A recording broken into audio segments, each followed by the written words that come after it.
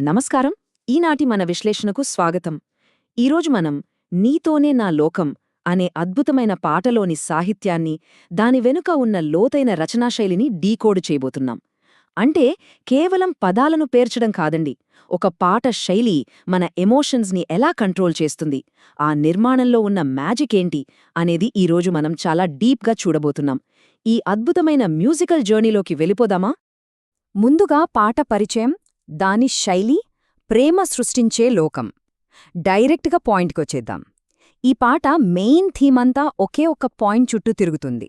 అదేంటంటే, ప్రేమ తనకంటూ ఒక సొంత ప్రపంచాన్ని ఎలా సృష్టించుకుంటుంది అనేది. ఒకరు ప్రేమలో పడినప్పుడు ఈ చుట్టూ ఉన్న భౌతిక ప్రపంచం మొత్తం మాయమైపోయి ఆ ఇద్దరి మధ్య మాత్రమే ఒక కొత్త లోకం పుడుతుంది చూసారా? ఆ ఫీలింగ్ని ఈ పాత శైలి అద్భుతంగా క్యాప్చర్ చేసింది. ఇక ఈ మొదటి లైన్ చూడండి, నీతోనే నా లోకం వెలిగిందే. అబ్బా! కేవలం ఒకే ఒక్క వాక్యంలో పాట మొత్తానికి కావలసిన మూలభావాన్ని ఎంత పర్ఫెక్ట్గా సెట్ చేశారో గమనించారా? అప్పటి వరకు చీకటిగా, శూన్యంగా ఉన్న లైఫ్లోకి ప్రేమ అనే కాంతి ఎలా వచ్చిందో ఈ ఒక్క లైన్ చెప్పేస్తుంది.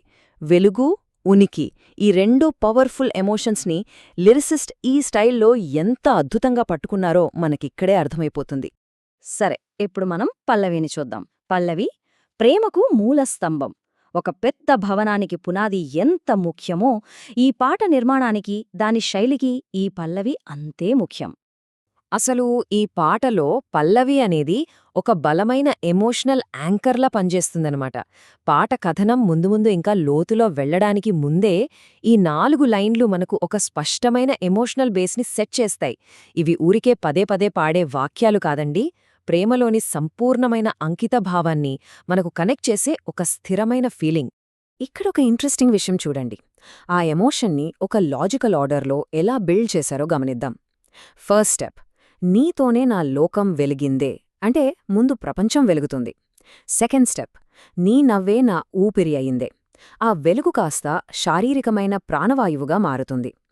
థర్డ్ స్టెప్, నీ చూపే నన్ను మార్చిందే. ఇక్కడ మనిషి వ్యక్తిత్వం పూర్తిగా మారిపోతుంది. ఫైనల్గా ఫోర్త్ స్టెప్, ప్రేమ అంటే నువ్వే అనిపిందే. చూసారా, ఒక చిన్న ఫిజికల్ రియాక్షన్ నుంచి మొదలై ప్రేమకు ఒక లోతైన నిర్వచనం దొరికే వరకు సాగే ఈ ప్రయాణం అబ్సల్యూట్లీ బ్రిలియంట్ కదూ. పల్లవిలో ఆ ఫీలింగ్స్ సెట్ అయిపోయాక ఇప్పుడు మనం మొదటి చరణంలోకి వెళ్దాం. అదే ప్రయాణం. ఇక్కడ పాటశైలి కేవలం ఆ ఫీలింగ్ని చెప్పడం నుంచి ఆ ప్రేమపై ఆధారపడే ఒక అందమైన జర్నీని వర్ణించడం వైపు ఎలా టర్న్ అవుతుందో చూద్దాం. ఇక్కడ ఈ 2 లైన్స్ మధ్య ఉన్న కాంట్రాస్ట్ అంటే ఆ వైరుధ్యాన్ని వాడిన శైలి చాలా అద్భుతంగా ఉంటుంది. ఒకవైపు నిశ్శబ్దమే నా ప్రపంచం అంటారు, అంటే వాళ్ళు లేనప్పుడు ఉండే శూన్యత. దానికి ఆపోజిట్గా జీవితం ఎంతో అందమవుతుందే అంటారు. ఆ నిశ్శబ్దానికి, ఈ అందానికి మధ్యున్న తేడాని పక్కపక్కనే పెట్టి చూపించడం ద్వారా ఆ బంధం తాలూకు డెప్త్ని లిరిసిస్ట్ మన మనసుకు నేరుగా హత్తుకునేలా చేశారు. ఇక ఈ పర్టిక్యులర్ లైన్ చూడండి, నీ చేతిలో నా చెయ్యి వేస్తే కాలం కూడా ఆగిపోతుందే. రొమాంటిక్ ఇమ్మర్షన్ అంటే ఇదేనేమో కదా. ఆ ప్రేమలో ఎంతలా మునిగిపోయారంటే ఏకంగా కాలాన్నే ఆపేసేంతలా.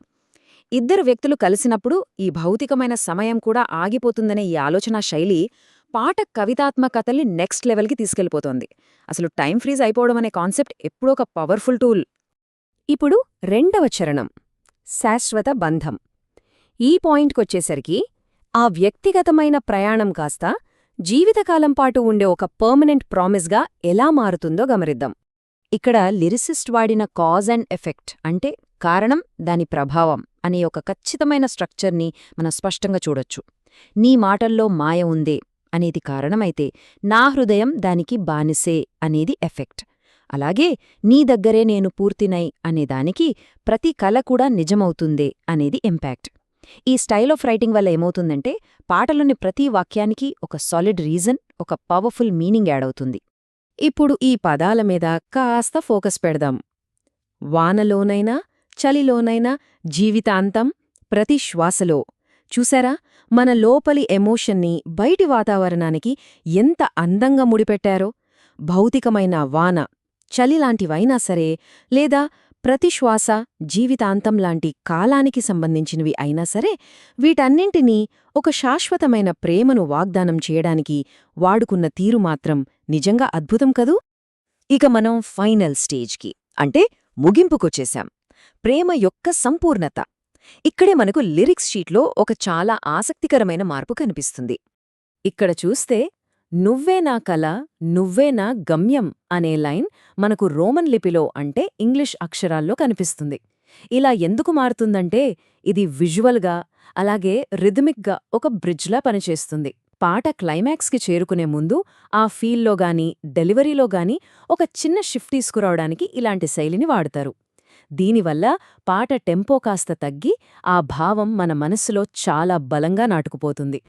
సో ఇక్కడ అత్యంత కీలకమైన పాయింట్ ఏంటంటే ఈ వాక్చాతుర్యంతో కూడిన ప్రశ్న, ఇంకేం కావాలి ఈ లోకంలో? అంతదాకా బిల్డ్ చేసుకుంటూ వచ్చిన ఎమోషనల్ గ్రాఫ్ని ఈ ఒక్క ప్రశ్నతో ఒక పర్ఫెక్ట్ కంక్లూజన్కి తీసుకొచ్చారు. అంటే ఆ ప్రేమ దొరికిన తర్వాత అసలు ఈ లోకంలో సాధించాల్సింది, కోరుకోవాల్సింది ఇంకేమీ లేదు అనే ఒక కంప్లీట్నెస్ మనకు ఈ లైన్లో స్పష్టంగా తెలిసిపోతుంది. ఫైనల్గా మనల్ని ఆలోచింపచేసే ఈ ఒక్క ప్రశ్నతో మన విశ్లేషణను ముగిద్దాం. అది వెలుగైనా, ఊపిరైనా, లేక కాలం ఆగిపోవడమైనా ఈ పాటశైలి మనకు చెప్పేది ఒక్కటే: నిజమైన ప్రేమకు మించిన లోకం అసలింకేదైనా ఉందా? ఇవన్నీ ఊరికే పదాలు కాదండి, ఒక అద్భుతమైన రచనాశైలికి ప్రాణం పోసిన ఎమోషన్స్.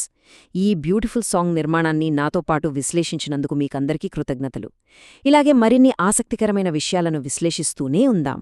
మళ్ళీ కలుద్దాం.